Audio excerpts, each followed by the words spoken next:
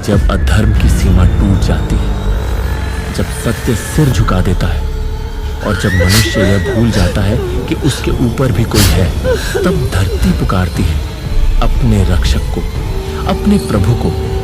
तब अवतरण होता है उस देव का, जिसके चरणों की आहट से स्वयं समय भी कांप उठता है। युगों से चलती आई है एक आशा, वह अंतिम युग जब धर्म और अधर्म के बीच होगा अंतिम महासंग्राम, जहां कलयुग का संहार होगा और सृष्टि का नवजीवन आरंभ।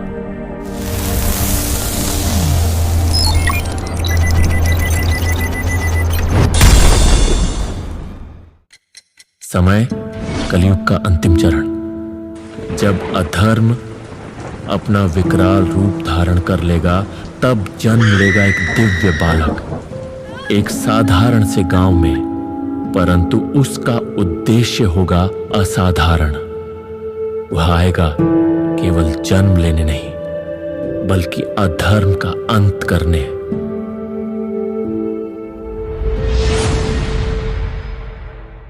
समय 16 वर्ष पश्चात, जब भगवान कल की 16 वर्ष के होंगे, तब स्वयं परशुराम जी उनके सम्मुख आएंगे। भगवान विष्णु के छठे अवतार, जो सप्त चिरंजीवियों में से एक है, जिनके हाथों में काल के शस्त्र है और जिनके मुख से निकलती है अमर ज्ञान की वाणी। कहा जाता है भगवान कल्कि को शास्त्र और शस्त्र की शिक्षा देने के योग्य पूरे ब्रह्मांड में केवल एक ही गुरु थे, स्वयं परशुराम।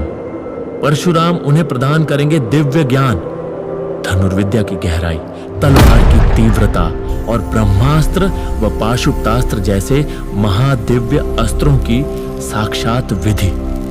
वे सिखाएंगे शक्ति का सदुपयोग कैसे हो, नीति के तत्व क्या हो और न्याय के लिए समर्पण कैसे किया जाए।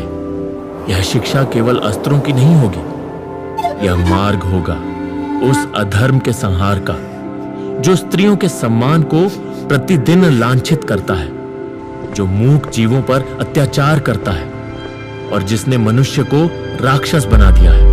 और उसी अधर्म का नाम है कली, एक ऐसा नाम जो केवल पाप का प्रतीक नहीं, बल्कि कलियुग के हर छल, हर अन्याय, हर अंधकार का सजीव स्वरूप है। पुराणों के अनुसार जब समय अपनी सीमा खो देगा, तब भगवान कल्कि के साथ खड़े होंगे सप्त चिरंजीवी। प्रथम चिरंजीवी अश्वत्थामा, महाभारत का अमर योद्धा, जिसकी आंखों में होगा शापित क्रोध और जिसके शरीर में अमृता का भार होगा, तो वही बनेगा धर्म का एक अप्रत्याशित शस्त्र।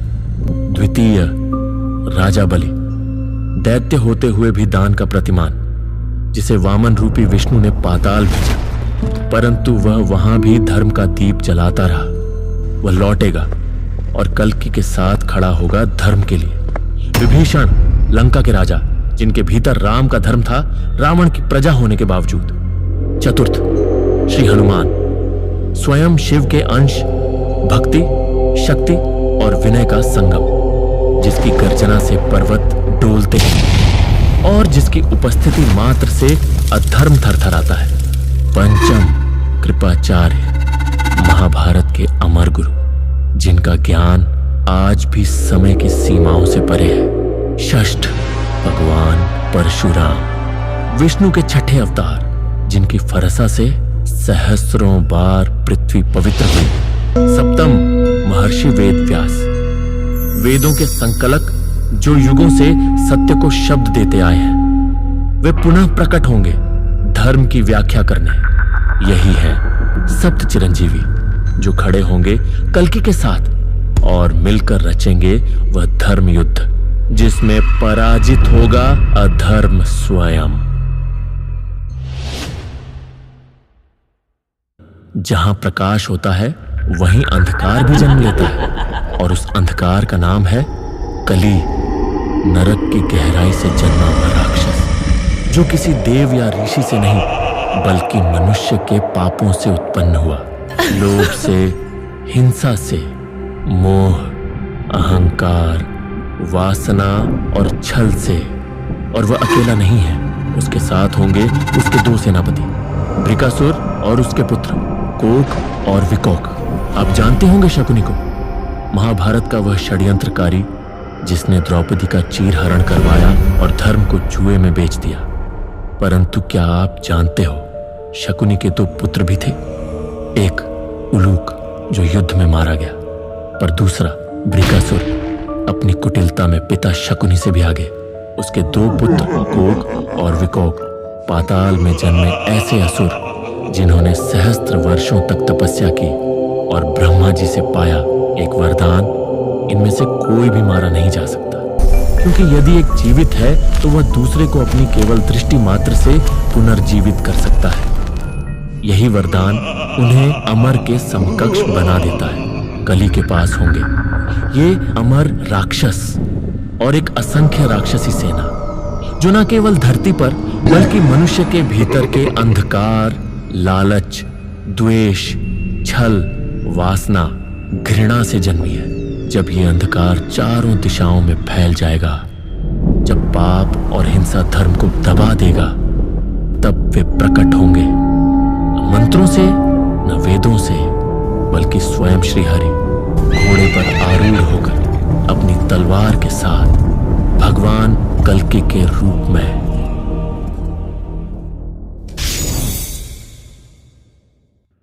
यह कोई साधारण युद्ध नहीं होने वाला। यह युद्ध एक युग का अंत होगा और एक नए युग के प्रभात की शुरुआत। पुराणों में वर्णित है, कली अपने दो अमर राक्षसों कोक और विकोक को भेजेगा, जिनका वध असंभव है। और तब भगवान कल्कि को भी स्वयं सृष्टि के रचयिता परम ब्रह्मा से सहायता लेनी पड़ी। ब्रह्मा जी ही बताएंगे कि कोक और विकोक का अंत कैसे संभव है, क्योंकि जब सत्य की तलवार गिरती है तो कोई भी अमर नहीं रहता। और फिर समक्ष आएगा स्वयं कल्कि, जिसका जन्म भय से हुआ और जिसकी आत्मा पाप, अधर्म और कुकर्मों से बनी। आकाश थम चुका होगा, धरा कांप उठेगी। सत्य और अधर्म एक ही समय, एक ही भूमि पर आमने सामने खड़े होंगे। कली आकाश से अंधकार गिराएगा तो भगवान कल्कि ने अपनी तलवार से उसे चीर देंगे और अंत में भगवान कल्कि उठाएंगे वह दिव्य तलवार, जिसे कहा गया है युगांत।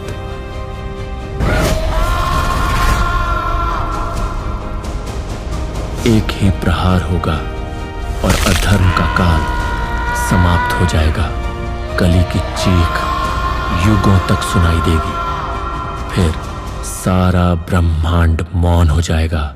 वह युद्ध सिर्फ राक्षसों का अंत नहीं होगा, वह युद्ध मानवता का पुनर्जन्म होगा। सत्य की महाविजय होगी और वही होगा कलियुग का संहार। पुराणों में वर्णित है कि श्री हरि कल्कि का विवाह होगा देवी पद्मा से, जो स्वयं मां लक्ष्मी का स्वरूप होंगी। यह विवाह केवल दो आत्माओं का संगम नहीं होगा, यह होगा सृष्टि और सनातन धर्म के पुनर्मिलन का शुभ क्षण। जब भगवान कल्कि देवी पद्मा का हाथ थामेंगे, तब धरा पर पुनः शांति की वर्षा होगी और धर्म पुनः अपने सिंहासन पर विराजमान होगा। और फिर आरंभ होगा एक नया युग। न कोई छल, न कोई पाप, केवल प्रेम, धर्म और प्रकाश की ध्वनि। यही होगा सत्य युग का पुनर्जन्म। स्मरण रहे, कल्कि अवश्य आएंगे। जब जब मानव अधर्म के समक्ष मौन रहेगा, मनुष्य का पाप, हर चुप्पी उनकी तलवार के प्रकट होने का कारण बनेगी। दोस्तों, अब आपकी बारी है। इस पौराणिक कथा के बारे में आपका क्या विचार है? क्या आप मानते हैं जब अधर्म अपनी सीमा लांघता है तो स्वयं ईश्वर को अवतार लेना पड़ता है? यदि यह दिव्य कथा आपके हृदय को छू गई हो तो कृपया इस वीडियो को लाइक करें और हमारे चैनल लॉस्ट एकोस को सब्सक्राइब जरूर करें। जय श्री हरि कल्कि।